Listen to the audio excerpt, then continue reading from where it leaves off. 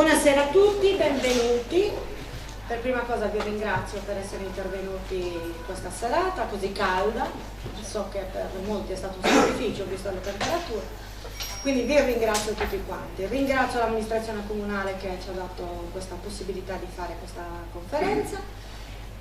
Non sono potuti intervenire perché avevano degli impegni precedentemente presi, pazienza, sarà per la prossima volta. Siamo qui con Fabio Garutti. Buonasera. Studioso indipendente, appassionato di archeologia, scrittore, ha scritto diversi testi che trattano quasi tutti di archeologia, tranne, se non sbaglio, 2 che trattano di Medioevo, quindi parliamo di streghe, le donne nel periodo del Medioevo. Tra i tanti libri che ha scritto, 2 parlano di Sardegna. Parlano della storia della Sardegna vista da Fabio Garutti, alle sue, chiamiamole teorie, chiamiamole così, per lui sono certezze, giustamente, e le ha messe nero su bianco, e siamo qui appunto per sentire, per conoscere qualcosa di diverso e anche per aprire quindi una discussione. Vi ringrazio a cuore, quindi vi lascio con Fabio. Okay? Grazie. Buonasera a tutti, ringrazio anch'io ovviamente l'amministrazione di Carbonia, la biblioteca, ringrazio voi per essere venuti.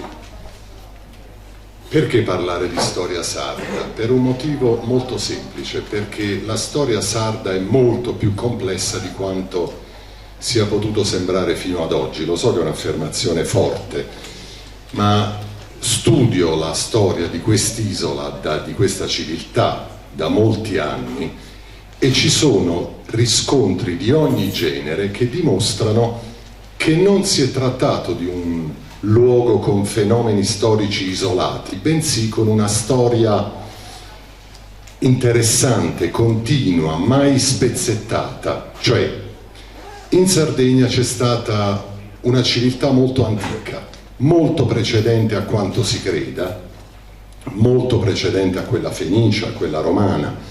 Chiariamo subito un punto: è tempo di non fare più contrapposizioni, bensì di analizzare elementi, immagini, foto, riscontri e studiare tutti insieme, ognuno con le proprie peculiarità, conoscenze, senza fare muri, contrapposizioni che non portano da nessuna parte, anche perché grazie ai sistemi di comunicazione le immagini sono sotto gli occhi di tutti. Cioè, se pubblico un'immagine, la commento, io non parlo di una verità assoluta, traccio un percorso di ricerca, traccio un percorso. Rifiutarlo a priori, da chi sia è un errore, perché un percorso di ricerca merita comunque di essere approfondito. Io lo dico in molti convegni, a volte mi è stato detto ma la medicina non è così, e certo, ma la medicina, se un neurochirurgo sbaglia di 3 millimetri, ammazza il paziente.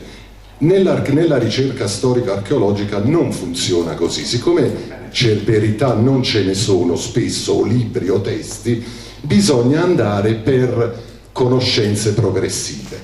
Rifiutare un qualunque tassello è un errore molto grave. Quindi non solo analizzare i reperti, ma soprattutto la cosiddetta, parola brutta, orribile, multidisciplinarietà. Cosa vuol dire? Analizzare i tanti aspetti di una questione: la religione, la storia, gli usi, i costumi, le costruzioni, gli eventuali alfabeti, eccetera. Fenici è un argomento che in Sardegna è molto sentito. Perché? Perché come in tanti altri territori la cosiddetta occupazione fenicia è stato un punto di partenza. Bene, i fenici hanno vissuto in Sardegna. Innanzitutto non sappiamo chi siano, perché secondo le tradizioni greche tramandateci da Erodoto, Strabone, poi c'è Diodoro Sicolo, insomma vari scrittori, erano coloro che utilizzavano il colore rosso. Non sappiamo chi fossero, potevano essere anche sardi, perché i sardi il rosso lo conoscevano bene, usavano il colore rosso, comunque non ci interessa. Hanno abitato una zona della Sardegna sulla costa, soprattutto che va dal Sinis al Sulcis. Tutto il resto della Sardegna non è stato toccato dai Fenici. Non solo, ma tutti gli insediamenti fenici hanno alla base o mura poligonali o nuraghi o altre costruzioni cosiddette megalitiche. Quindi sicuramente ci sono state queste persone qui, ma non sono tutta la storia sarda. Altro grosso problema: i sardi navigavano. Sembra un'affermazione semplice, un'affermazione scontata, ma si è spesso detto che non ci fossero le prove della navigazione sarda, e questo a mio avviso è un errore. Perché? Perché ci sono le prove che i sardi si siano spostati sicuramente in territori molto lontani, soprattutto nel nord della Scozia. Lì abbiamo riscontri non solo a livello edilizio, non solo a livello religioso, adesso dopo vedremo le immagini, non solo a livello iconografico, cioè la raffigurazione religiosa, non solo a livello di strumenti musicali addirittura, ma tanti e tanti altri riscontri. Per cui anche parlare di civiltà nuragica, che è un termine bellissimo sicuramente, un termine importante, i nuraghi sono caratterizzanti dell'isola, è purtroppo un termine limitativo. È come in Egitto parlare di civiltà piramidale, non è così. Non ci sono solo le piramidi in Egitto o in tanti altri territori, quindi io preferisco parlare di antica civiltà sarda. Perché antica civiltà sarda? Perché una civiltà è un gruppo di persone che si sappia dotare di regole, sappia edificare, sappia lasciare tracce di se stessa, sappia navigare, avere contatti con altri territori e soprattutto abbia un sistema di scrittura. Ci arriveremo poi. I sardi scrivevano e come? Hanno inventato addirittura un alfabeto, ne parleremo appunto, e quindi a mio avviso è lecito parlare di antica civiltà sarda. Tutto quello che io affermo non sono verità assolute, non sono dogmi, sono i risultati di ricerche fatte su documenti, su pietre, su reperti, che io sottopongo non solo in questa sede a voi o nei libri che scrivo, ma anche su internet, sulle pagine di Facebook, di internet, sui blog, affinché ci sia la divulgazione. Questo vorrei aggiungere anche a proposito di Carbonia. Innanzitutto io ringrazio due persone di Carbonia, che sono Giusy Perra e Maurizio Coni, senza il cui aiuto tante cose non le avrei potute fare. Io ho scritto il primo libro sulla Sardegna grazie ad alcune immagini mandatemi da questa signora. Lì ho avuto la prova di quello che è l'ultimo riscontro e quindi è giusto dirlo. Sono continuamente attive, come tante altre lettrici e lettori che mandano in continuazione, io ho un archivio di pietre incise in Sardegna di oltre 10.000 reperti. Sono immagini tantissime, infatti cerco di tradurle, ma faccio fatica. Cosa deve fare la Sardegna? Non mi ergo a giudice o di chissà che.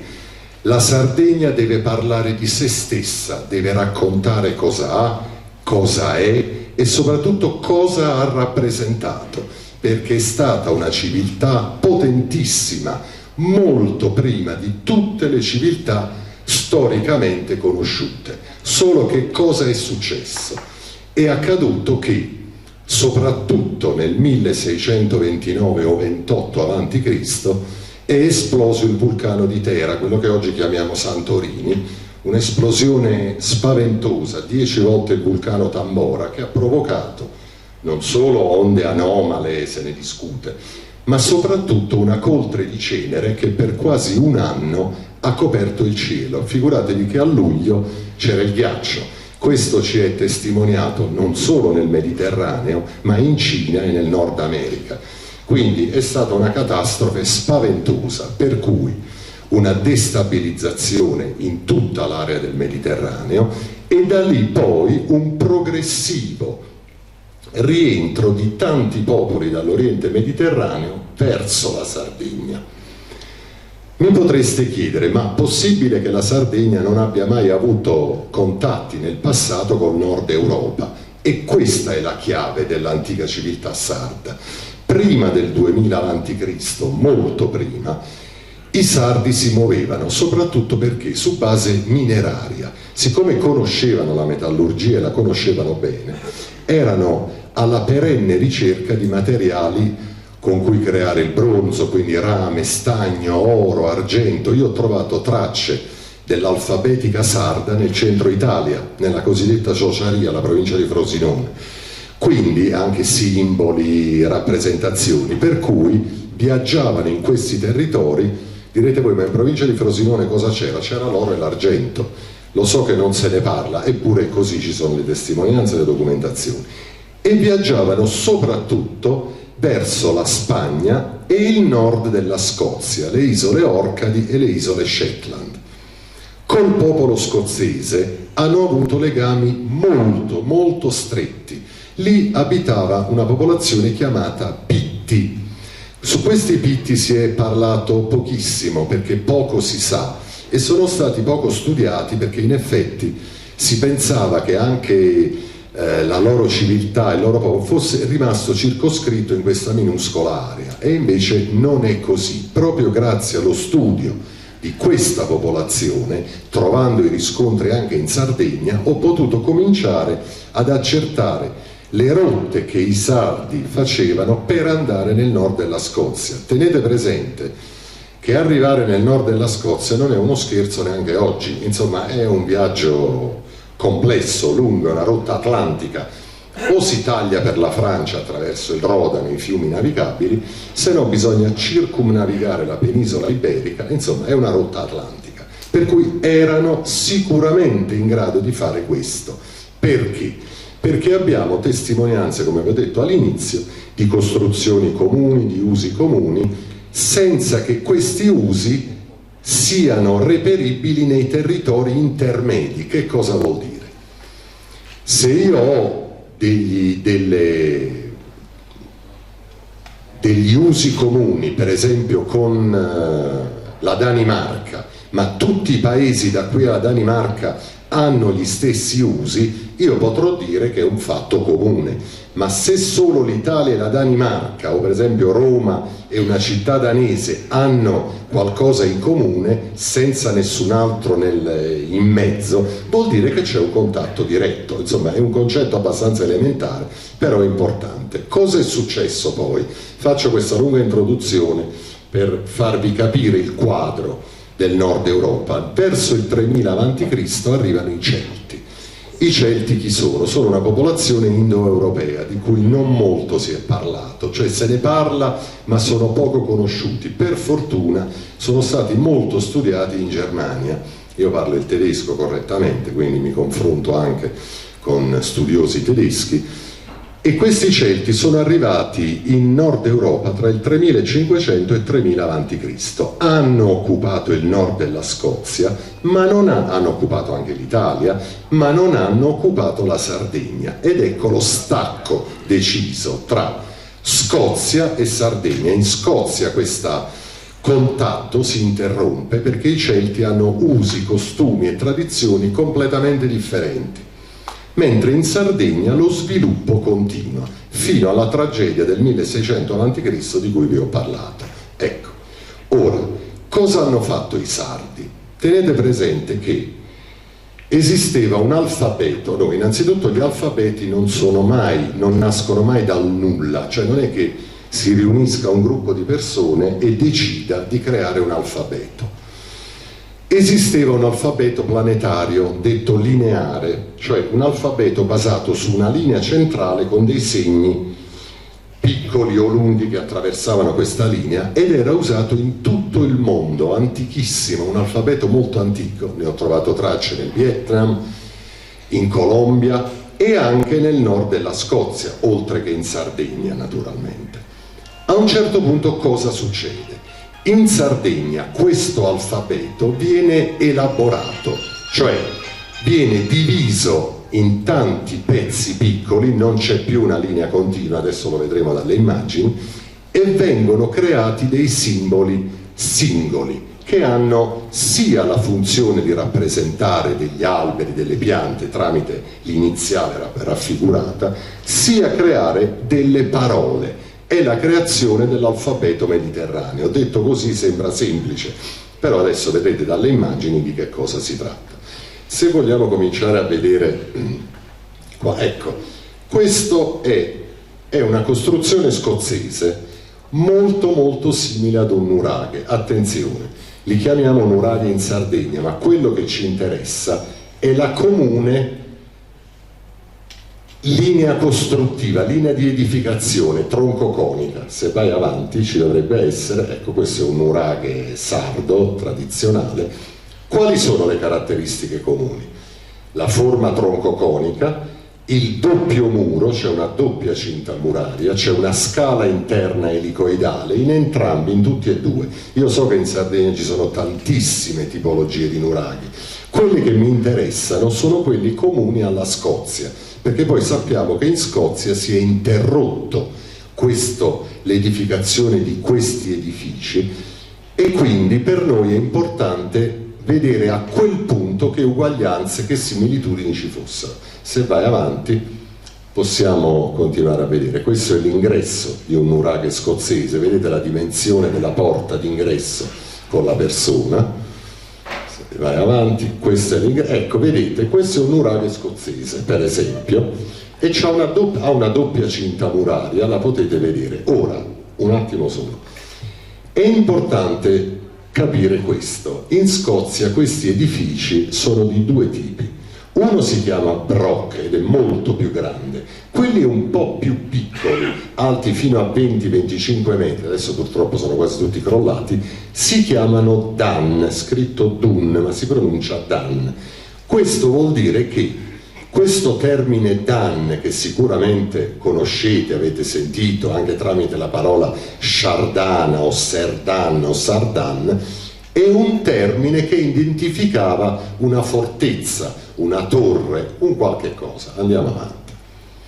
Vedete la doppia cinta muraria, anche qui da noi, quindi delle similitudini obiettive. Ora, non è possibile che due popoli che vivono così distanti, senza che i popoli intermedi utilizzino una medesima tecnica edilizia, abbiano delle affinitudini, delle similitudini così marcate. Non è possibile. Cioè, chi ha costruito quelli conosceva anche quegli altri. C'è una matrice comune. Se fosse stata comune a tutta l'Europa, di questi edifici ne avremmo avuti in Germania, in Inghilterra, in Danimarca, in Belgio, dappertutto, e invece no, solo in Sardegna e nel nord della Scozia. Tenete presente che nel nord della Scozia ce ne sono quasi 1500, non sono pochi, sono quasi tutti distrutti. I più interessanti sono nella zona centrale e nelle isole Shetland e Orcadi. Andiamo avanti.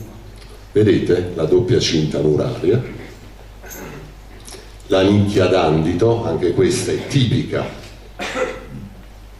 sia della Scozia che della Sardegna. Parliamo soprattutto dei primissimi nuraghi, i nuraghi più antichi, ce ne sono 300 o 400, comunque sono veramente molto simili a quelli scozzesi. Andiamo avanti, vedete, scala d'accesso, scala inframuraria, anche qui sono sempre immagini Scozia e Sardegna.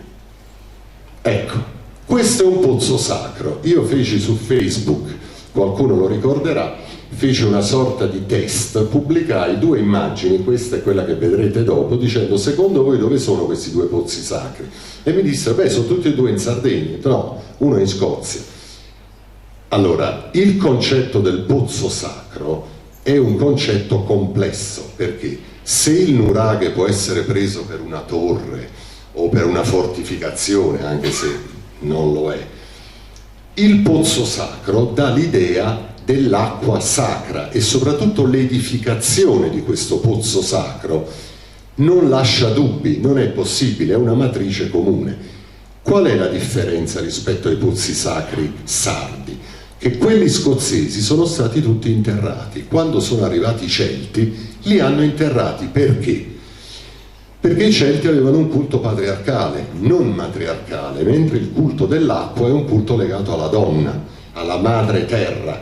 Per cui i Celti interravano tutto ciò che fosse della cultura precedente. Adesso per fortuna in Scozia li stanno lentamente liberando da terreno, detriti, da qualche sepoltura casuale che è stata fatta, ed ecco che vengono fuori edifici di questo tipo.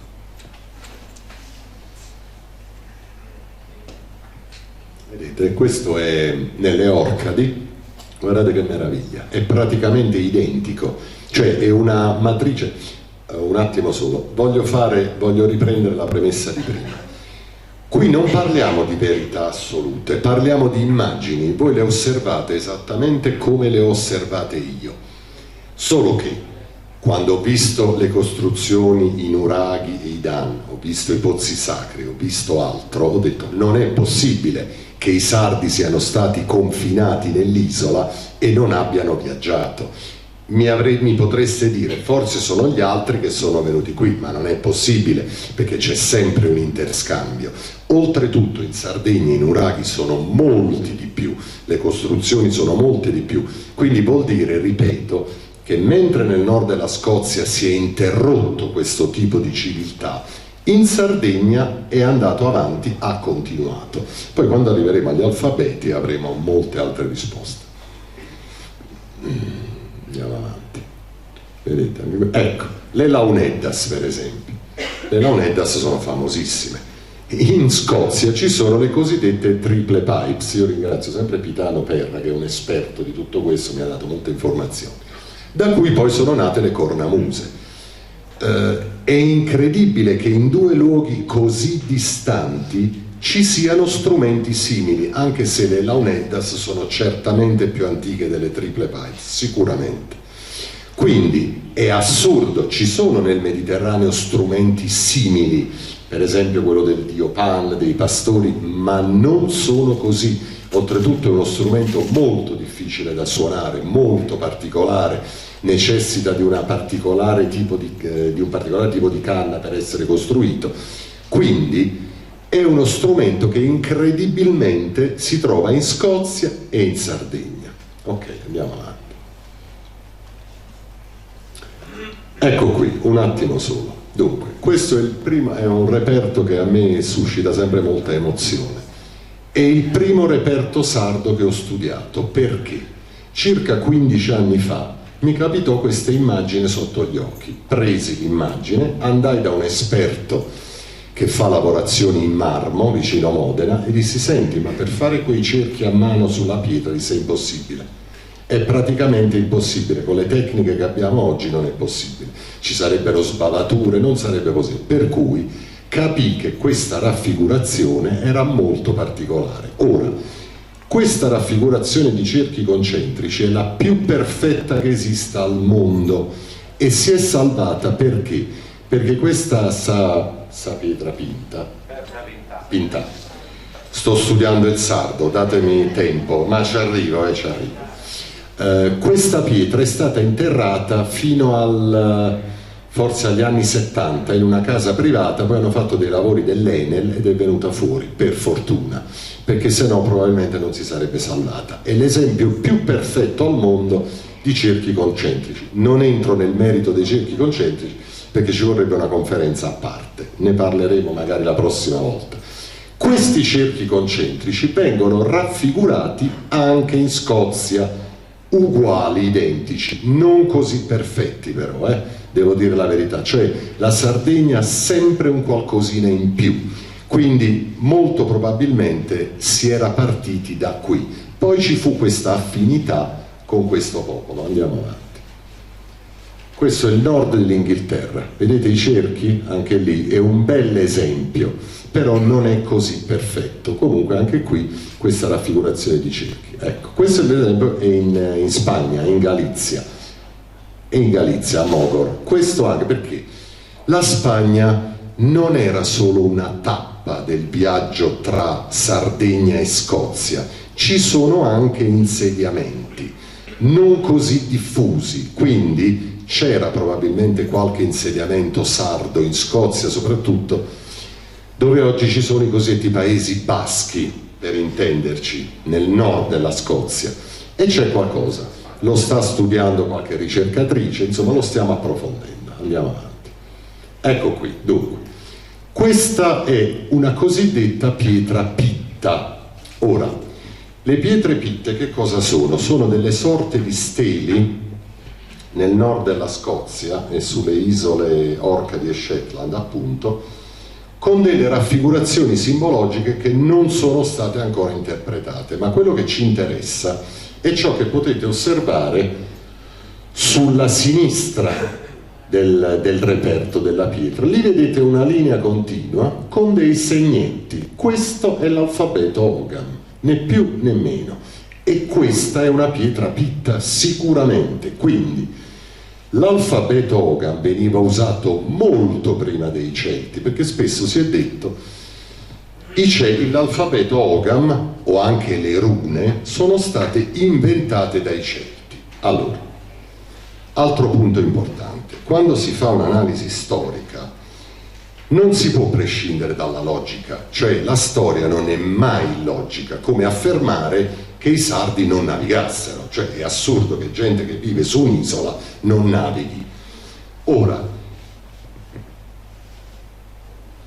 mi ricordo la storia della navigazione, perché purtroppo c'era stata originariamente qualche piccola polemica, perché non si erano trovate navi, non si erano trovate barche, non si era trovato questo e quello. Ma anche quello era un errore, perché in effetti, se pensate solo ai famosi bronzetti, i bronzetti che raffigurano navi addirittura con la chiglia a V e con la chiglia piatta, ecco, capite che le navi i sardi le conoscevano bene. Comunque è un excursus, scusatemi. Parlavo di logica.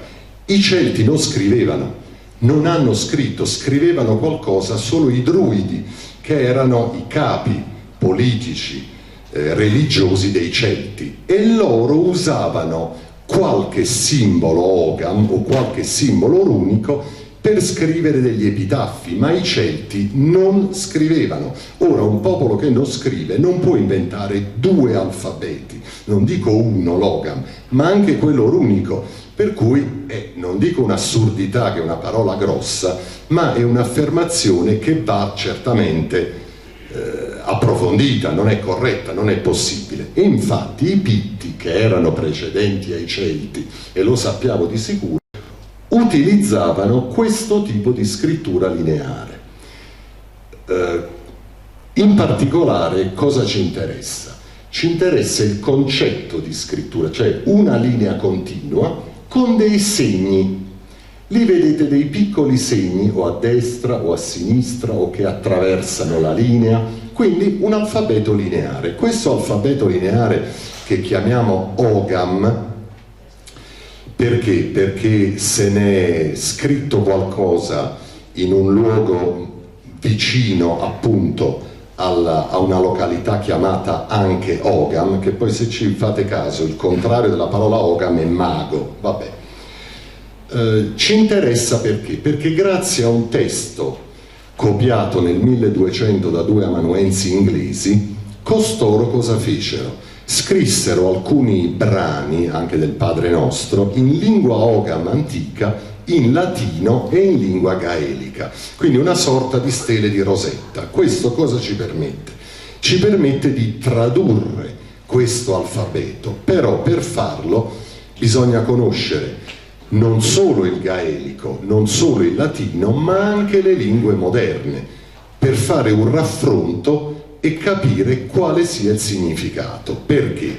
Perché questo alfabeto Ogham, a differenza di tanti altri alfabeti non più utilizzati, come l'etrusco per esempio, tanto per intenderci, è ancora comprensibile, in quanto le radici delle parole sono usate ancora oggi sia nelle lingue di derivazione gaelica e sia, udite udite, in sardo. Ecco, quindi una ulteriore comunanza tra questi due territori che casuale non è, perché se io ho dei gruppi quadri letterali in gaelico e li ritrovo identici in Sardegna, a volte con gli stessi significati, c'è ovviamente qualcosa che non quadra.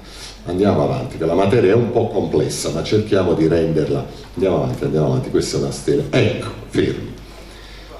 Questo è l'ingresso del complesso di Samandramanna a Tula. Guardate questi segni. Questi segni sono un Ogham perfetto, Guardate, sono segni molto particolari, addirittura quello in basso a sinistra che sembra una H, ma non è una H, sono una A e una B. Vedete? Poi segni trasversali. Che cosa succede in Sardegna? Dunque, questo originario alfabeto lineare, che era composto da 15 segni ed era usato in tutto il mondo, in Sardegna subisce una modifica importante, cioè, come vi dicevo, viene spezzettato. Vedete, cominciate a vedere che non c'è più una linea continua così marcata, ma ci sono dei simboli singoli.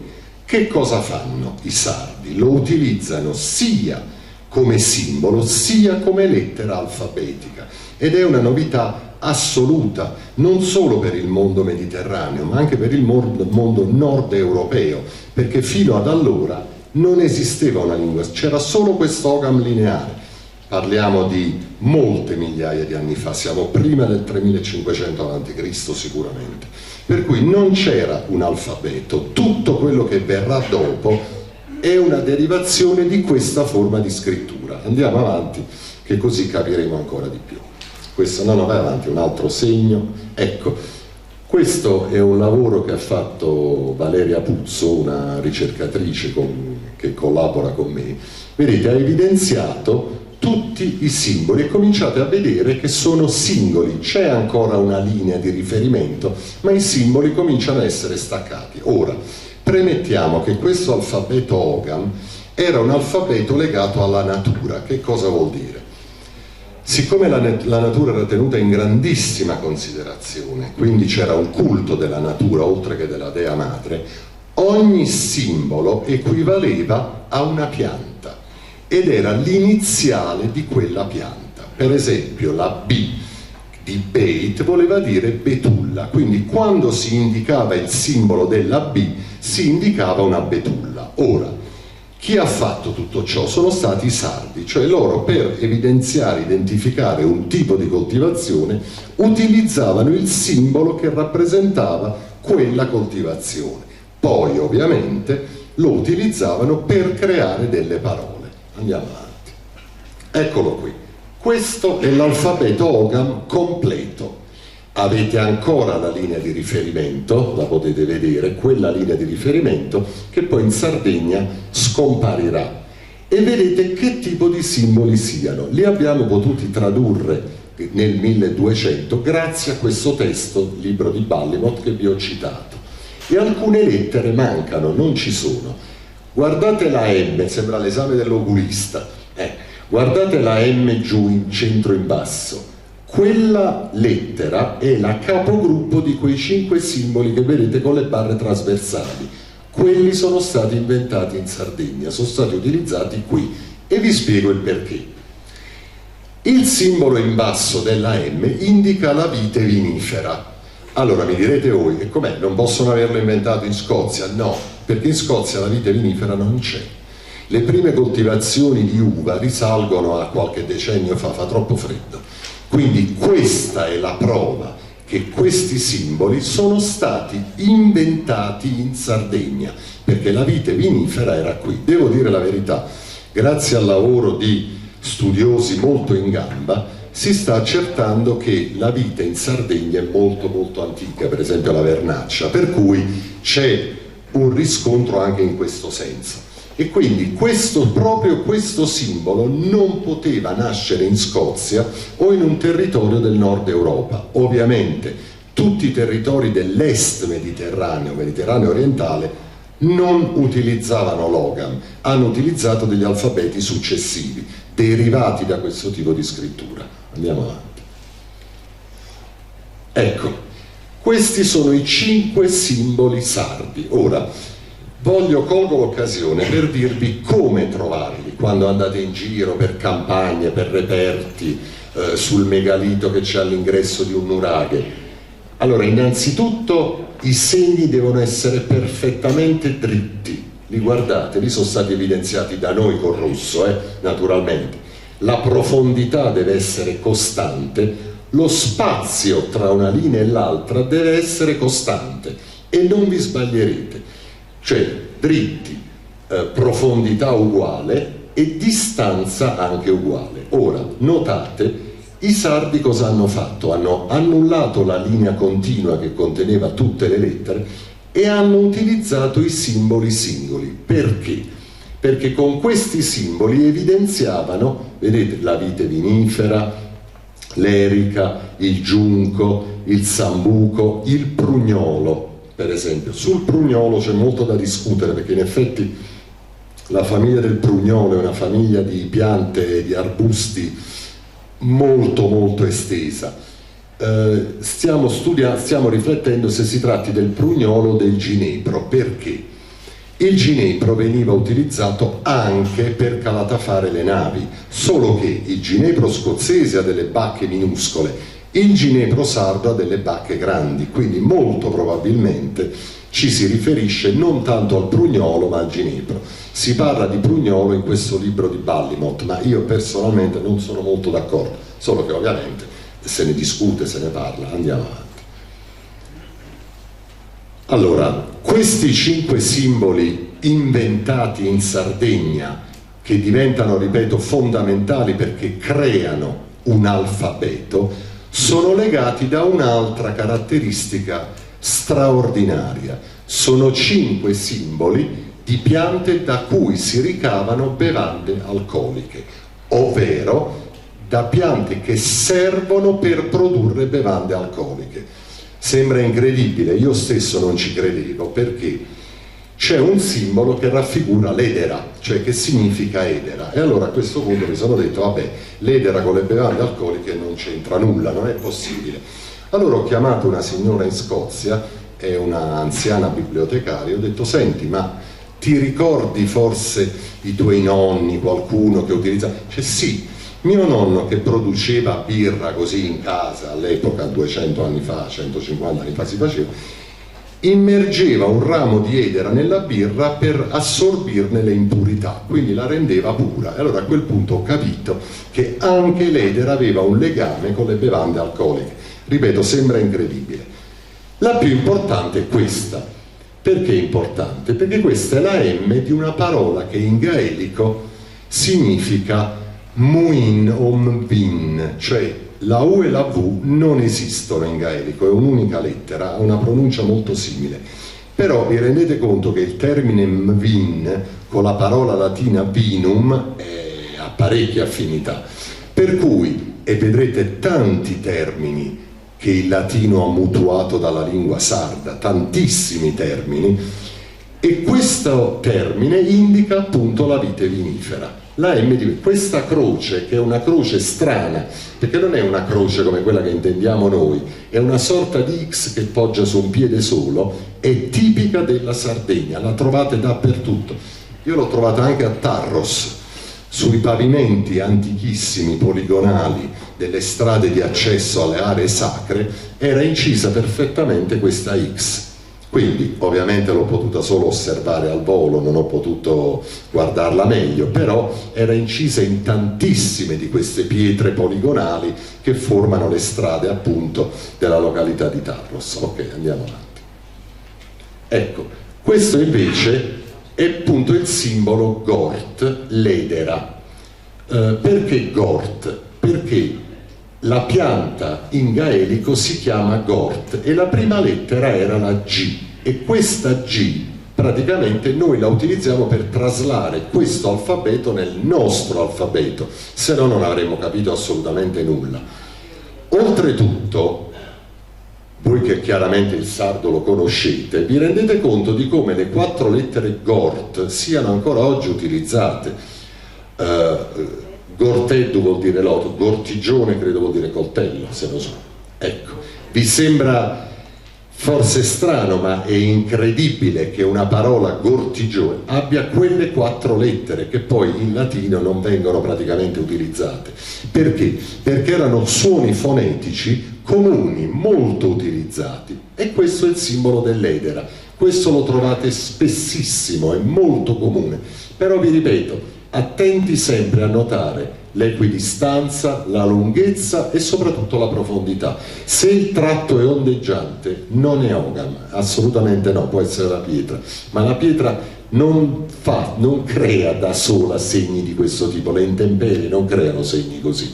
Andiamo avanti. Ecco, qui vedete altri segni. In Getal, questo anche è comunissimo, l'ho trovato molto anche nel territorio di Villa Simius, vedete un pezzetto di linea con 3 barre trasversali. Cioè, cos'è importante di questo alfabeto? Che il pezzo di linea base originario è stato tagliato, vedete, quel pezzettino, con le barre o trasversali o dritte. Da questo sistema di scrittura, poi, che era molto lineare, sono derivati i sistemi sempre più tondeggianti, cioè le lettere sono diventate sempre più tondeggianti. Come lo possiamo provare? Lo possiamo provare per un motivo in un modo molto semplice. L'alfabeto che più si avvicina all'Ogham sardo è quello minoico, cosiddetto lineare A. Ce ne sono 2, lineare A e lineare B. Quello minoico lineare A ha moltissimi simboli che derivano proprio da questi simboli Ogham, esattamente come le prime rune del nord Europa. Ora, a proposito di rune, si parla molto di tanti simboli, simbologie che sicuramente avranno avuto poi nel corso dei secoli, ma l'inizio delle rune, che sono più di 30 tipi di rune, il cosiddetto Elder Futar, ha dei simboli molto molto simili a questi, perché era un alfabeto appunto del nord Europa. Andiamo avanti. Questi sono altri, ecco, questo è il cosiddetto prugnolo, secondo me indica però il ginepro, 4 simboli trasversali su un pezzettino dritto di riferimento. Andiamo avanti. Questo è un simbolo molto raro, questo è veramente difficile da trovare, ed è il simbolo del sambuco, un pezzetto di linea con 5 barre trasversali. Ora vi rendete conto che tutto questo che stiamo vedendo, e parliamo solo di 5 simboli, non è frutto del caso, cioè, e si trovano in tutta la Sardegna, ripeto, ne ho migliaia di esempi, quindi è la prova che i sardi utilizzassero un alfabeto, lo utilizzassero anche bene. Andiamo avanti. Ecco, attenzione, ma i sardi non utilizzavano l'Ogham solo sulle pietre, ovviamente. Questo è quello che abbiamo. Abbiamo la fortuna di avere anche alcuni bronzetti, uno in particolare, questo purtroppo è andato in asta a Londra. Io ringrazio la signora Francesca Pisano, che vive in Inghilterra, che mi ha mandato questa immagine prima che venisse venduto all'asta, reperto 1,92 credo, e qui vedete l'uso dei termini, dei simboli Ogham. Non ci sono ancora quelli trasversali, quindi questo tipo di scrittura è quello precedente a quello inventato dai sardi, e trovate delle parole faba, abba, saba, che potete tradurre anche voi in base all'alfabeto che avete visto, quello schema che avete visto. Vedete, dividendo i vari simboli otterrete quelle lettere, grazie appunto alla traslazione effettuata nel 1200 col libro di Ballimont. Ora, cos'è interessante notare? Che sono termini mutuati poi dalla lingua latina, e il bronzetto è sicuramente precedente alla storia, alla cultura latina, su questo penso che nessuno abbia dei dubbi. Per cui saba, abba, faba su fabariu, ecco, abba è un termine usato, saba, poi in latino diventa sapa, da cui la parola italiana saporito deriva da questo, ed è una salsa, specie di vinaccia appunto di mosto cotto, esatto, che serve per gli alimenti, per i dolci soprattutto. Andiamo avanti. Ecco, questo è un altro simbolo. Quando lo trovate dal vivo è così, però io ci tengo molto a questo, perché a me interessa che lettrici e lettori possano da soli trovare i riscontri senza sempre un'intermediazione. La Sardegna è piena di pietre così, quindi guardate, segni equidistanti, stessa lunghezza e stessa profondità. Poi vi faccio vedere, una volta evidenziato, vai avanti, ecco, vedete i vari simboli che ne vengono fuori. Certo è uno studio attento, bisogna guardare le luci, sono reperti che hanno migliaia e migliaia di anni, e qui ci sono alcune lettere molto interessanti, tra cui il gruppo letterale AMA, A-M-A. Il gruppo ama è molto utilizzato perché sia in gaelico che in sardo ha dei significati molto precisi, anche più di uno. Amais, trovato, sia in sardo che in gaelico, amais trovato, me l'ha detto Francesca, insomma. Perché lei è di Ho capito, questo è un altro problema, che ci sono poi giustamente le varie lingue sarde parlate, però a noi interessa il gruppo letterale. E ama in gaelico è usato ancora oggi. Insomma, il gaelico puro non esiste quasi più, viene parlato solo in Scozia, si tende a parlare sempre di più in inglese, purtroppo. Figuratevi che le lingue gaeliche erano 4 addirittura: gallese, scozzese, irlandese e canadese, quindi c'era già un contatto col continente americano, un pochettino prima di Cristoforo Colombo, diciamo così. Ok, andiamo avanti. Ecco, vedete altri segni, altre linee. Guardate quello sulla destra, vedete tutti questi trattini a destra, a sinistra, sono tutte lettere Ogam. Ecco, e questo è quando viene evidenziato, si fa uno studio. Il simbolo in rosso è sempre quello che da solo indica la vite vinifera, insieme agli altri indica la M nel contesto, nell'ambito di una parola. Ok, andiamo avanti, vedete, ce ne sono dappertutto, guardate, dappertutto, assolutamente. Vedete? Ecco, questi qui addirittura notate perfettamente quello che vi avevo detto, l'equidistanza, la lunghezza dei simboli. Che cosa succede poi? Questi simboli, utilizzati poi nel corso dei secoli, dei millenni, cominciano a subire delle modifiche. Potrete voi stessi, guardando l'alfabeto etrusco, minoico, miceneo, lemnio, greco e latino, potrete notare come fenicio anche. Si è detto che l'alfabeto l'abbiano inventato i fenici, a me dispiace, ma non è assolutamente così, perché chiaramente i fenici sono considerati della metà del secondo millennio avanti Cristo, e queste sono iscrizioni che risalgono a molto molto prima, perché siamo prima dell'età celtica, per cui anche quelle sono derivazioni di questo alfabeto. Andiamo avanti.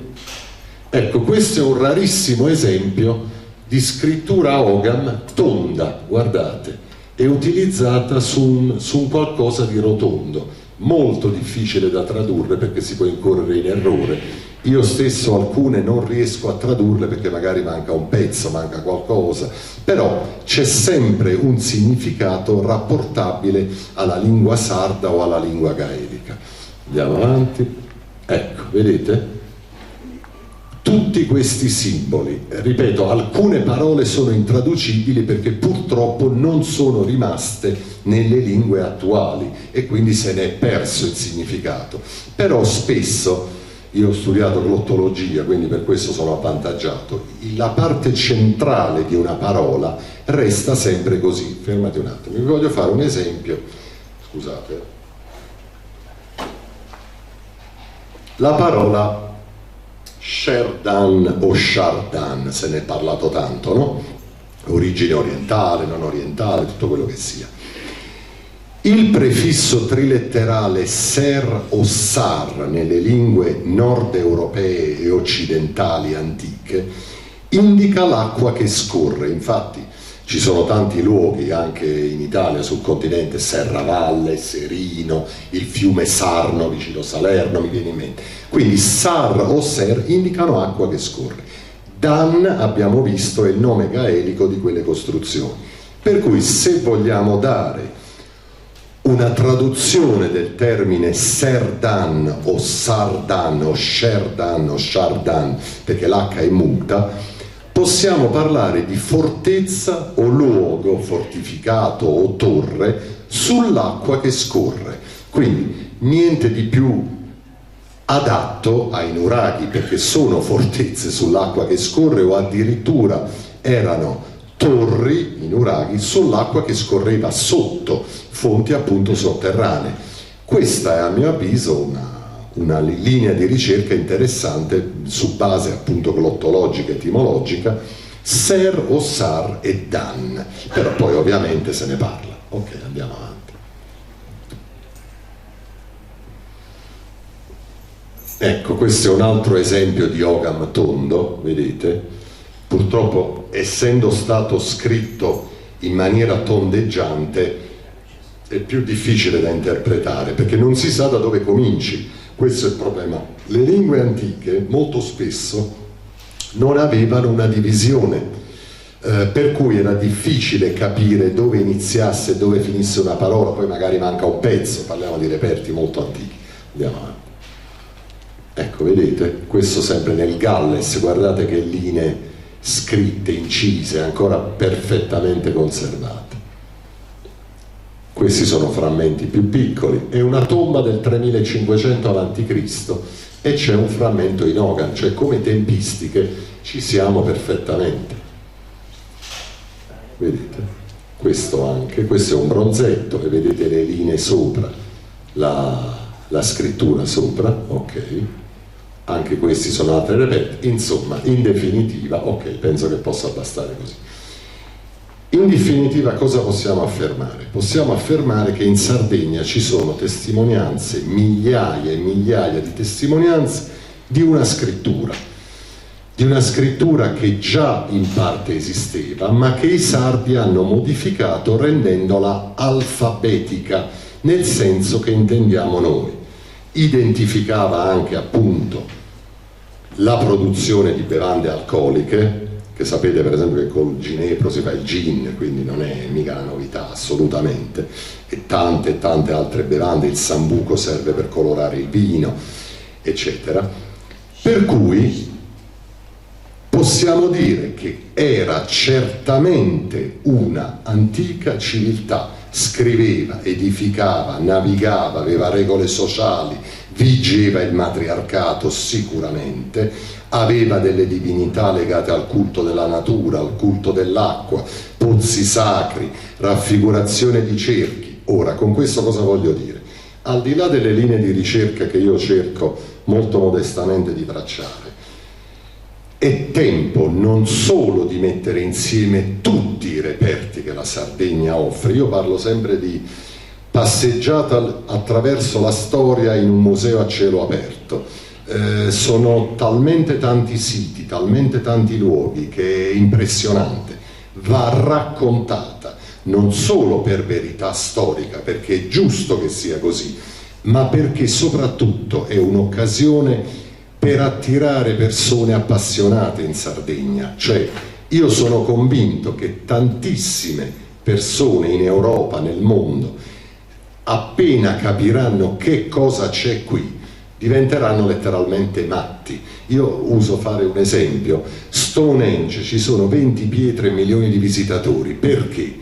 Perché si racconta, se ne parla. Se io per esempio vi dico vorrei andare alle Maldive, tutti noi diciamo che belle le Maldive, ma di noi probabilmente non ci ha dato nessuno, forse qualcuno, però parlando di isole Maldive siamo tutti estasiati e non le conosciamo affatto. Perché? Perché se ne parla bene, se ne parla tanto, se ne discute. La storia sarda ha bisogno di questo, di essere raccontata tramite immagini, tramite percorsi di ricerca, senza saltare nulla, senza dimenticare nulla, affrontando tutto questo.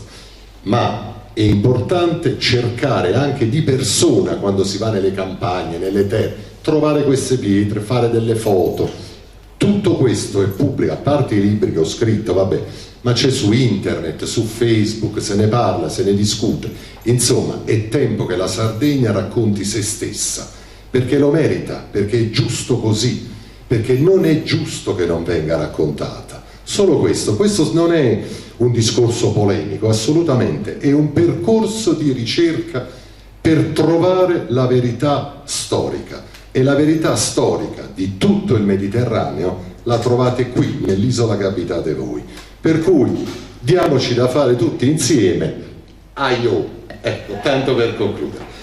Ora, grazie mille, non voglio tediarvi oltre. Se avete qualche domanda da fare o qualche cosa, sono a vostra disposizione. Mi rendo conto che è una materia complessa, difficile, cioè per chi non ne ha sentito parlare può essere una fonte, cioè un bombardamento di nozioni. Io studio l'Ogam da almeno 7 anni, però prima di parlarne ho aspettato l'anno scorso, insomma, perché chiaramente non è così. Per cui se avete domande, avete quesiti, prego. Allo stato odierno. Allo stato odierno, oggi. Esiste ancora qualcosa di Logan? L'alfabeto esiste ancora? Si usa? Sì, si usa ancora in alcune tradizioni, per esempio nel pane. Nel pane. Questo me l'hanno detto Giusi e Maurizio. In Sardegna c'è la memoria di questa lingua, assolutamente c'è, sì, vedete?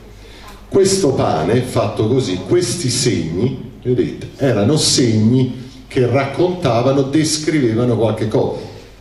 Altro, la musica delle launeddas, fino a 100 anni fa, credo, veniva scritta con Logan. Era uno spartito molto particolare. Io ringrazio pubblicamente Pitano Perra, insisto, perché è un esperto della materia, e veniva scritta proprio grazie a Logan. Non solo, Logan vive negli alfabeti moderni. Molte lettere come la H, come la M, sono unioni di simboli Logan. La H, per esempio, sa che cos'è? È il gruppo AB. Il gruppo AB, che è molto importante e usatissimo, veniva segnato con 2 barre così e una barra in mezzo. Chi lo ha visto dopo lo ha preso per una H e lo ha copiato, la M anche, la M che veniva usata dai latini, nasce proprio da una linea base, 2 linee trasversali e un'altra linea, ravvicinate danno la M, cioè lei può divertirsi a guardare tutti gli alfabeti che vanno dall'etrusco in poi, miceneo, no? E troverà il collegamento con questi simboli che vede lì. E non è un caso, perché, ripeto, gli alfabeti non si creano dall'oggi al domani, sono sempre la conseguenza di qualche cosa. Io, prima di fare affermazioni così perentorie, le assicuro che ho analizzato almeno 10.000 pietre sarde, almeno. Alcune non riesco a tradurle, sono troppo complicate, poi le parole mancano dei pezzi, ma è dappertutto, quindi era usatissimo. Il simbolo della Sardegna è proprio quello in giù, la M, la vite vinifera, ed è questa croce trasversale, usata dappertutto. Spesso lei, ancora oggi nei vigneti, se guarda le pietre attorno, troverà quella X, perché è l'indicazione della vite vinifera. Poi viene usata come M, ovviamente la M che usiamo noi per dare un suono a questa lettera, grazie a quel lavoro che hanno fatto nel 1200, e quindi diamo una pronuncia, un significato, un qualche cosa. E già questo è importante, perché di solito le lingue, per esempio il minoico non è pronunciabile, l'etrusco è ben difficilmente pronunciabile, lo stesso fenicio è difficilmente, il lemnio, sono tutte lingue derivate. Le rune poi sono usate più come simbolo divinatorio, ma originariamente erano lettere, era un alfabeto, l'alfabeto runico, il primo è un alfabeto. Lei troverà delle somiglianze incredibili tra il fenicio e il runico, e la cosa non ha alcun senso, perché sono a migliaia di chilometri di distanza. Com'è possibile? Perché hanno origine da un alfabeto comune, è una modifica successiva. Lei vede, se guarda oggi per esempio, io stesso la E non la faccio così, la faccio così, tendo a farla sempre più rotonda, perché la scrittura lineare è faticosa. Lo scrivere con caratteri tondi è molto più scorrevole, molto più semplice. Se ne accorge dove? Nel greco classico. Il greco classico è uno dei primissimi alfabeti, non parliamo di greco attico, quello che si studia al liceo classico, parliamo di greco ionico. È diviso in maiuscole e minuscole. È importante, sa perché? Perché le maiuscole sono completamente differenti dalle minuscole. Logan non ha lettere minuscole, ha solo questi segni. Il greco aveva i segni maiuscoli, poi vengono create le minuscole, che sono completamente differenti.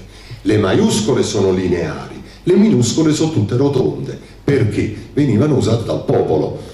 E le ripeto, io stesso, quando faccio la A, non la faccio così, un tratto tondo con una linea in mezzo, la E, la arrotondo, la M, sempre più tondeggiante perché è più discorsivo. Quindi Logan vive, è la base di tutti gli alfabeti, anche di quello latino naturalmente, insomma, tramite poi tutti i vari passaggi, perché la latinità si parla del 500 a.C. Perché c'è una prima letteratura, ma il vero c'è poi l'alfabeto latino arcaico, che è molto più simile al Logan dell'alfabeto latino che conosciamo noi. Ce ne sono due di alfabeti latini, quindi parliamo del latino che conosciamo noi, forse già in età imperiale, 200, ma un po' prima, 200 a.C., qui parliamo del 3000 a.C., quindi vede che passaggi, tanti passaggi. Grazie mille della domanda. Buongiorno, buonasera. Buonasera. Che difficoltà sta incontrando dal punto di vista accademico per il riconoscimento degli studi, visti i precedenti? No, calma. Grazie per avermi fatto questa domanda. Primo, io non ce l'ho mai e poi mai avuta con gli accademici. Le spiego. Molti accademici mi scrivono in forma privata proprio perché c'erano state delle polemiche, sono persone in gambissima, ma la ricerca storica è più vasta della ricerca archeologica. Mi spiego, l'archeologo è bravo sul pezzo, però magari non fa raffronti con la cultura americana o cinese o scozzese, resta con... E le ripeto, io a Cugliari ho fatto una conferenza, c'era con me la dottoressa Campus, che saluto, che è un'archeologa gentilissima, quindi io non ce l'ho affatto con gli altri, e sono percorsi di ricerca, più siamo e meglio è. Che qualcuno abbia diffidenze, dubbi, non c'è problema, è un bene. La critica è sempre un accrescimento, sempre, perché se qualcuno fa una critica, ci ha pensato, ha un motivo per criticare, io per risolvere quel motivo di critica dovrò sforzarmi di analizzare meglio la mia teoria. Poi gli attacchi personali sono personaggi. Noi abbiamo il problema dell'oscurantismo, non della critica.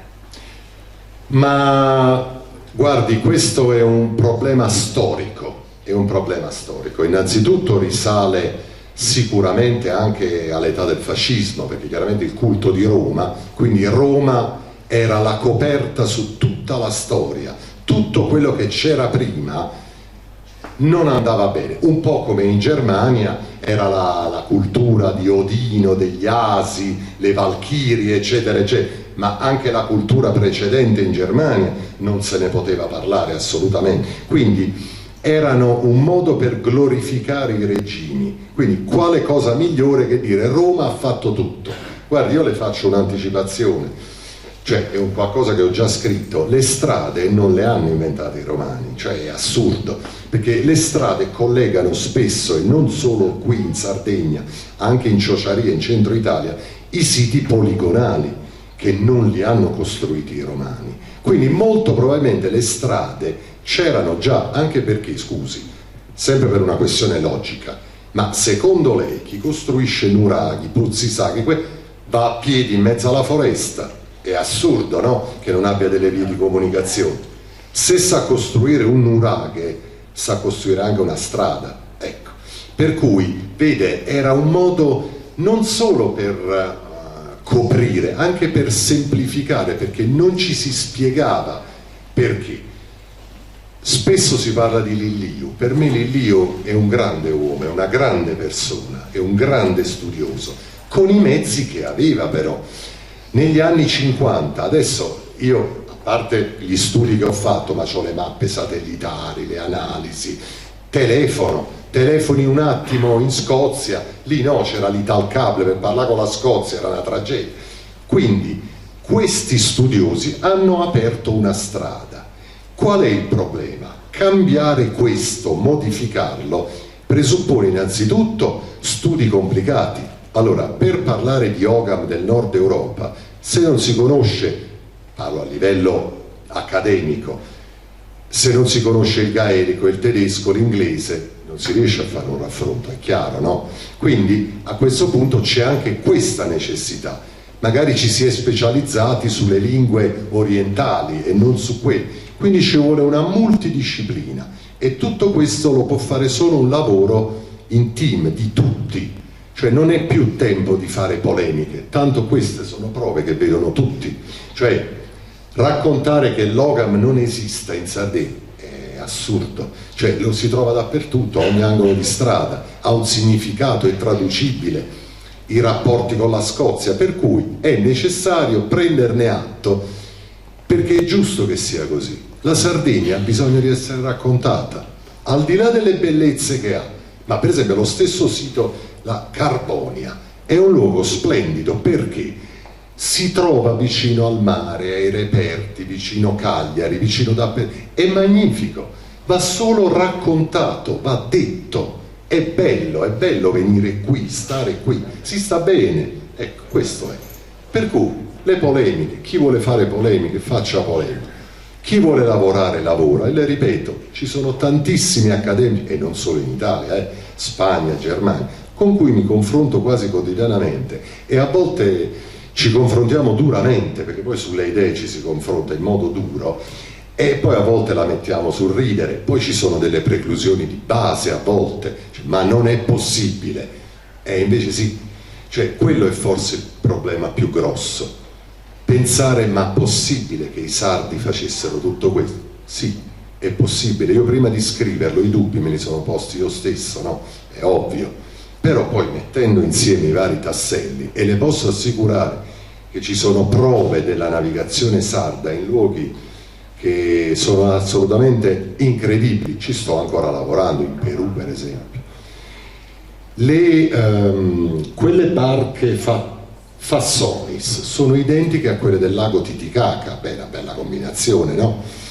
Allora a questo punto cosa fa uno studioso? Dice, vabbè, questa è una combinazione, vediamo se ce n'è qualcun altro. Allora trovi un nuraghe a 4.000 metri di altezza, e dice, momento, adesso sono 2, poi trovi i cerchi, adesso sono 3, e allora cominci a pensare, se ti fermi lì fai un errore, perché la storia non è mai illogica e non nasconde, è lì, cioè i reperti. E sa qual è la fortuna? Che la Sardegna si è mantenuta così bene, non ci sono stati tanti rifacimenti successivi, perché anche il fatto che Roma abbia conquistato la Sardegna è una bufala spaventosa, è una bufala, perché la zona della Barbagia non l'ha mai conquistata, praticamente non l'ha mai conquistata, alla fine ci ha rinunciato, come non ha conquistato la Scozia, come non ha conquistato i Paesi Baschi in Spagna. Guardi che strano, vede, erano popoli duri, bellicosi. Allora se mette insieme tutte queste similitudini, dice, ma non sono più similitudini, calma, c'è qualcosa di diverso, però bisogna raccontarlo, bisogna dirlo, affinché lettrici e lettori non è che abbiano certezza, ma si inizino a porre il dubbio, e il dubbio è già l'inizio della ricerca della verità. Se io dico, ma fammi vedere sto Ogam, ma vuoi vedere che, e cominci a cercarti le pietre, allora da solo riesci ad andare avanti. Però le ripeto, la stragrande maggioranza di accademici sono persone per bene, studiano e non si fanno sentire, però le assicuro che sono veramente persone per bene. Poi c'è qualcuno ma in tutti gli ambienti umani c'è sempre qualche, non è quello il problema, assolutamente. Grazie della domanda. Prego. Non lo so. Vai Fioraldo. Hai tradotto Chardin. Ho dato un'interpretazione. Un'interpretazione. Non è una... No, forse troviamo una soluzione. Ci stiamo lavorando, perché Ser, ti ripeto, sai cos'è che mi ha colpito? Che Ser e Sar sono identici, e infatti si dice Shardana e Sherdana, con l'H e senza l'H. Esatto, anche l'egiziano. Ora, qual è il problema? Che i sardi si sono sicuramente spostati verso l'Oriente Mediterraneo, sicuramente. Io non voglio fare anticipazioni, sono ricerche che stiamo approfondendo, ma la cultura sumera con l'area orientale circostante non ha assolutamente alcun collegamento, né la lingua, né i costumi. la città più importante della Sumeria è Ur. Ur vuol dire Erika in Ogam, e allora c'è qualcosina che non quadra. Cominciamo col nome un'altra volta. Hai detto, tu hai tradotto Shardana come? La fortezza sull'acqua che scorre. Adesso lo traduciamo in sumero. Sì. E vuol dire Shar, lo sappiamo tutti, vuol dire signore, perché anche Sì, anche Sher, signore, sì. Dan è una parola carica che vuol dire forte, e A vuol dire sia acqua che figlio.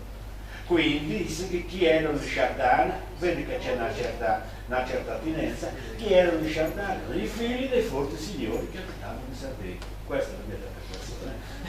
Benissimo, vedi che però c'è. È chiaro che ci deve essere un legato. Se tu mi stai dicendo che questo qui è uno alfabeto molto antico, sì, che poi si è evoluto, è chiaro che sei bravo, ma che tu dica che non c'è nessuna assunenza con la cultura sumerica o sumera in Sardegna, secondo me è sbagliato. No, ma io non ho detto questo. No, anzi, ho detto che i Sumeri erano collegatissimi con i alla voglia. Ho detto proprio il contrario.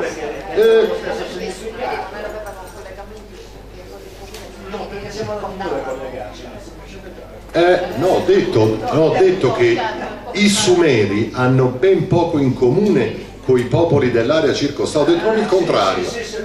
Ok, prego. Altre domande? Non so che tempi abbiamo, Giusy, Alle 8 chiude. Alle 8 chiude proprio. Prego, signora. Che idea ha lei di questi cerchi?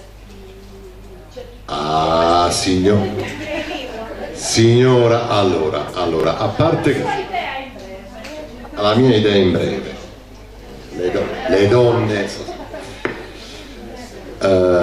io ho scritto un libro che si intitola La preistoria atomica e parlo di questo, cioè ci sono alcuni siti a cerchi concentrici, soprattutto in Perù, in cui venivano molto probabilmente fatte delle sperimentazioni genetiche. Momento, da cosa sono partito? Dal mais, dal Gran Turco. Un giorno ero in campagna, ho chiesto a un contadino: scusa, ma la pianta di mais, se non la togli tu e non la semini tu, muore. Ma com'è possibile? Scusa, se è una pianta, la pannocchia resta lì, non cade, è serrata da 2 foglie. E poi disse: se i semi per assurdo cadessero per terra, siccome sono troppo pesanti, le piantine crescerebbero tutte insieme, soffocherebbero e la pianta morirebbe. Dice: no, secondo me non è una pianta naturale questa. E questo era un contadino. Ho chiesto a tanti esperti di coltivazione. Allora sono andato a fare ricerche sul mais, e il mais ha un'origine che è di quasi, a quanto fino a oggi si è appurato, 10.000 anni fa, ma è una pianta modificata geneticamente 10.000 anni fa. Lo so che apro un altro vespaio, ma è così, cioè non l'ho. Allora, vi potrei parlare di un animale, per esempio, e di un qualcosa a cui nessuno ha fatto caso. Se prendete una pecora e non la tosate, cosa succede? E quanto cresce? Si ferma? No? No. Alla fine l'animale muore. Ecco. Ma vi sembra un animale naturale? La natura crea un animale che, se non viene tosato da qualcuno, muore. E chi lo doveva tosare? Cioè la natura si è posta il problema, ci sarà gente con le forbici che taglia la lana alle pecore. Allora, sono riflessioni apparentemente stupide, ma sono illogiche, e la natura non è mai illogica, la natura è logicissima. Allora, se c'è qualcosa di illogico, lì bisogna andare a capire cosa è accaduto. Allora, quando ci sono i primi reperti di pecore, a quanto risalgono, in che zone? Guarda caso proprio in Sardegna è pieno di... ma guarda che combinazione. Momento, ma diventa interessante, bisogna parlare con zoologi, genetisti, tante persone. Ecco, la ricerca storica diventa spaventosa, sono cognizioni che io non ho. Io ho parlato per il mais sia con contadini, sia con esperti di biologia, di botanica, perché non ne sapevo nulla. Però era l'illogicità che mi ha portato a dire: non va bene così, non è possibile. L'illogicità Ur, che vuol dire Erika in Ogam, è una città sumera, momento c'è un collegamento, come i sumeri si svegliano e chiamano la città Ur, non è possibile, no? Oh. No, non parliamo di sumeri, se no facciamo le 3 del mattino. Allora, però, per cui questi cerchi sappiamo di sicuro che servivano per modifiche genetiche delle piante. Dice lei, tu come fai a saperlo? Perché ce ne sono ancora oggi, ce n'è uno in Giappone, ancora attivo, cerchi concentrici, in mezzo il cobalto 14, piante seminate uguali a distanze differenti, 10, 20, 30, 40 metri, le prime muoiono per le radiazioni, le ultime non subiscono modifiche, quelle in mezzo subiscono delle modifiche, si chiamano campi gamma, punto e basta. Quindi, in Perù, venirmi a raccontare che gli Incas hanno scavato una montagna facendo 3 serie di cerchi, guarda caso come la pietra di Mamoya, ma è sempre un caso, uguale, cerchi concentrici enormi per fare un teatro o per fare delle prove biologiche. Gli Incas, quando sono arrivati gli spagnoli, gli Incas originali, coloro che parlavano in lingua quechua, non avevano la più pallida idea di cosa fossero quei cerchi. Boh, però sono dedicati al dio del mais, ecco. Il mais è una pianta sacra. Sapevano solo questo. Gli spagnoli per fortuna non li hanno distrutti perché pensavano che fossero dei teatri. Dice, vabbè, lasciali stare, ma non sono teatri, sono i campi di Morai, signora. Se lei va su Google Maps e vede Morai, la cosa buffa sa qual è? Che in Scozia la contea più grande si chiamava Morai, uguale come in Perù, però si pronuncia Murray. Mi fermo qui, però Murray, la M e la N sono uguali, Nurray, Nurrai, la I diventa GH, può diventare Nurraig, tipo, e mi fermo qua, perché non voglio andare avanti, ma se no qui veramente facciamo... Cioè, ci sono tanti percorsi, non è che siano cose che vengono dalla Luna, è solo porsi un dubbio e cominciare a cercare.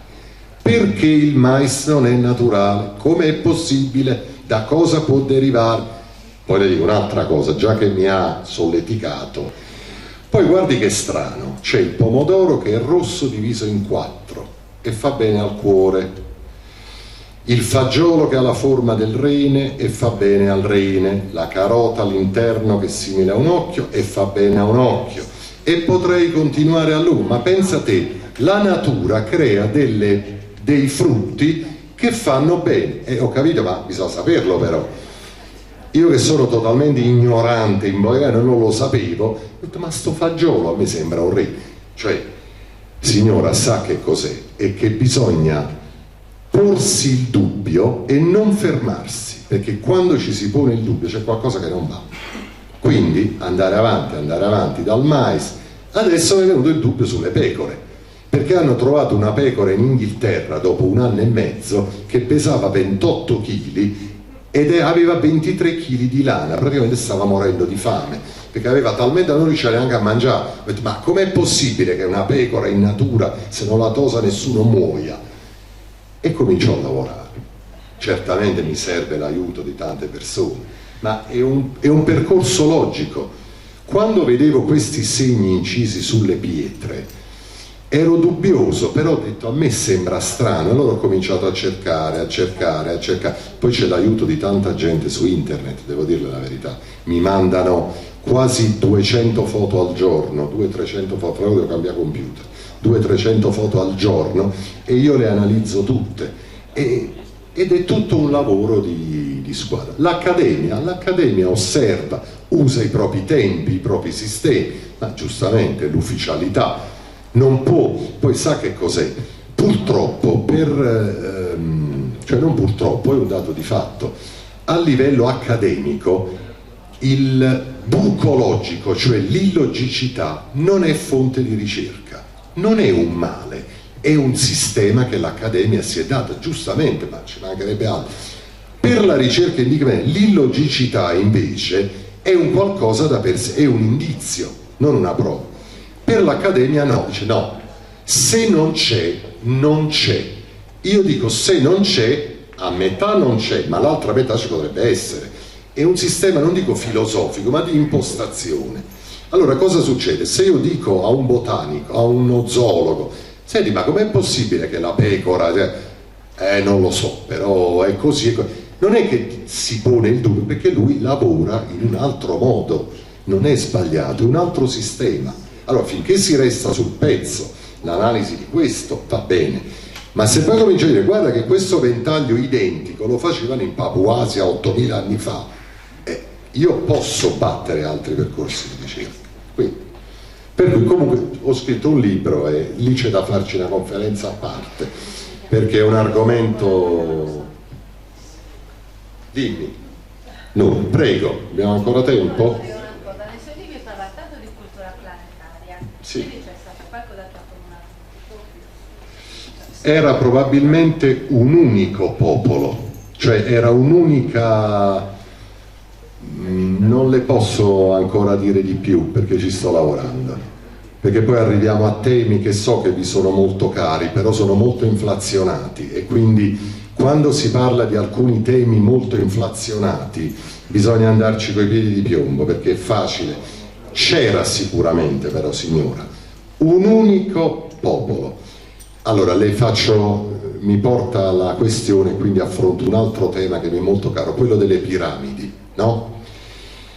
Sono famose quelle di Giza e le conosciamo tutti. Peccato però che in Cina ci siano 1500 piramidi che nessuno conosce, ne parlo solo io, di cui 3 identiche a Giza. Adesso su Google Maps non si vedono più, non ci sono più. Io però ho le immagini di quando si vedevano ancora.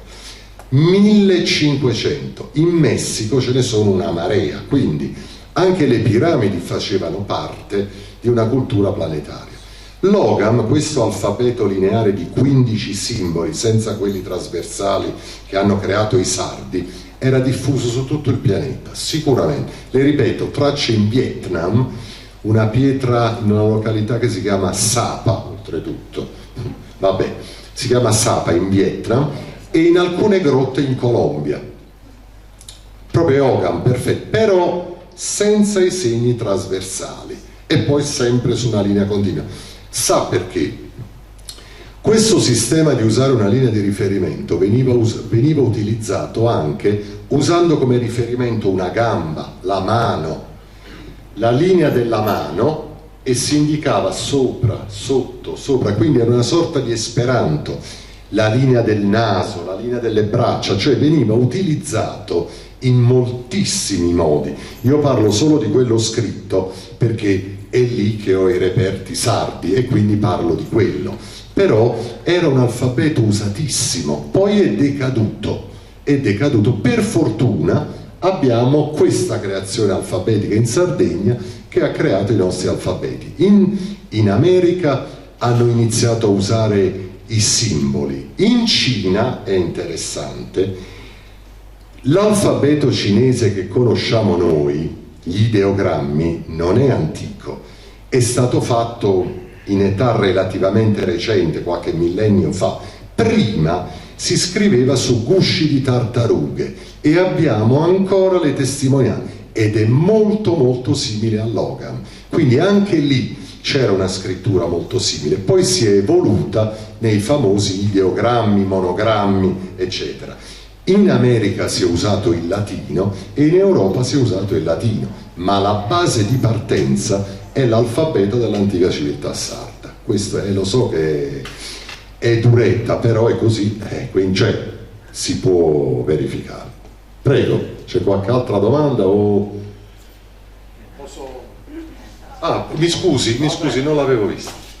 Quindi vorrei dire, riguardo a questi cosiddetti fenici, Sì, siccome aia. i sardi si erano spostati in quella zona, quando c'era stata la battaglia di Kadesh, cioè Sì, la che famosa erano battaglia di alleati Kadesh. dei faraoni dell'Egitto, e si erano fermati lì diversi secoli, cioè Sì. a quei tempi non si viaggiava come si fa oggi.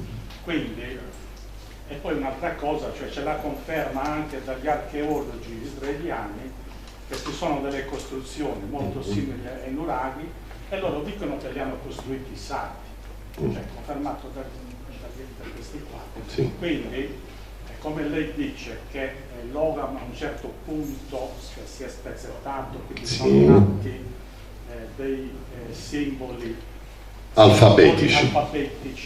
Quindi quella cosiddetta scrittura fenicia, si dice che i fenici hanno inventato la scrittura, quelli che sono definiti fenici molto probabilmente, anzi secondo me senza ombra di dubbio, cioè sono quei sardi che sono andati lì.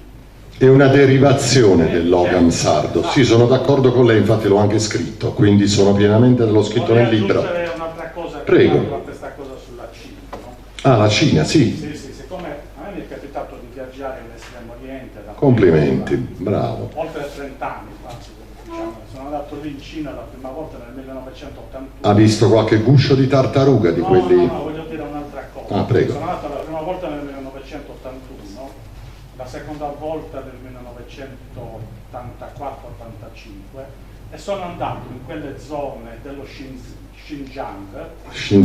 sono gli uiguri, che sono identici ai sardi sotto tutti gli aspetti, cioè sono quasi tutti pastori di pecore e poi addirittura una cosa incredibile che mi ha colpito, cioè che usavano lo stesso berretto dei pastori sardi. Sì, è una cosa incredibile, poi vabbè, non ho avuto modo, se no vi avrei portato le foto direttamente. Quindi, e poi con questo collegamento, cioè, è vero, cioè, condivido che in Cina ci sono tanti abitanti, sono state trovate diverse mummie, quindi ecco, questo collegamento con la scrittura con gli ideogrammi cinesi potrebbe essere dovuto anche a questo. Sicuramente sì, cioè, guardi, mi dà l'occasione, la ringrazio, mi dà l'occasione, scusate, per sfatare un altro mito. Nell'antichità si viaggiava molto, si viaggiava parecchio, più di quanto noi possiamo credere, si viaggiava veramente tanto. Se noi oggi dovessimo, le ripeto, andare in Scozia in barca, avremmo grosse difficoltà. Io non sarei capace di andare in Scozia, ma assolutamente no. Quindi erano non solo navigatori, non solo scrivevano, ma avevano conoscenze astronomiche, avevano conoscenze di ogni genere e navigavano sicuramente anche in America. Parlo soprattutto dell'America settentrionale, costa orientale, costa atlantica, Maine, per capirci, sopra New York, New England, eccetera. Abbiamo anche lì una conferma linguistica, perché come vi dicevo il gaelico ha una forma canadese, ormai completamente scomparsa, da quasi 300 anni, ma c'era il gaelico, quindi guardi che su quella rotta del nord Europa, tra Canada, soprattutto l'isola di Bismarck, Canada, attraverso l'Islanda e poi le isole Orcadi e Shetland, c'era un passaggio continuo di imbarcazioni, per cui, le ripeto, la materia è molto vasta, l'importante, io insisto su questo, che si consideri la Sardegna per ciò che è un fulcro storico fondamentale come il Perù e come la Cina, ok? Cioè è un perno della ricerca storica, assolutamente. Poi tutte le altre implicazioni turistiche, ma l'importante è la verità storica. E la verità storica parla di un'antica civiltà sarda e su questo penso che ci si possa lavorare a fondo. Ok, sono le 8:15, penso possiamo chiudere. Vi ringrazio tutti, gentilissimi, buonasera.